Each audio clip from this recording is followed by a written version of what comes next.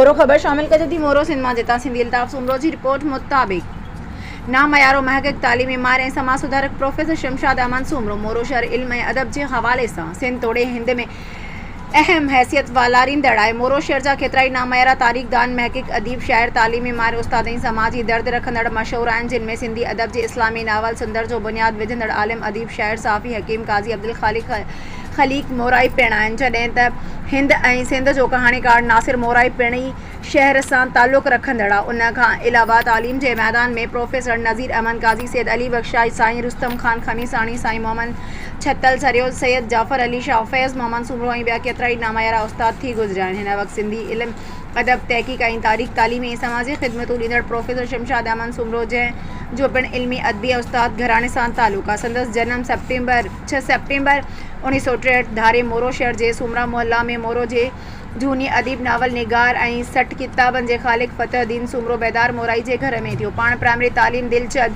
ऐं अहमद शाह स्कूल मां हासिल कयईं, जॾहिं त मैट्रिक 1978 में हाई स्कूल मोरो मां, इंटर परे मेडिकल मेहरान कॉलेज मोरो मां 1980 में फर्स्ट क्लास में हासिल कयईं। BA 1984 में सिंध यूनिवर्सिटी मां MA इकनॉमिक्स ऐं MA पॉलिटिकल साइंस पिणु सिंध यूनिवर्सिटी मां कई अथनि, जॾहिं त MA सिंधी अदब में शाह अब्दुल लतीफ़ यूनिवर्सिटी ख़ैरपुर मां 1990 में फर्स्ट क्लास में कयल अथनि। उन सां गॾोगॾु B.Ed पिणु अलामा इक़बाल ओपन यूनिवर्सिटी इस्लामाबाद मां फर्स्ट क्लास में पास कई अथनि।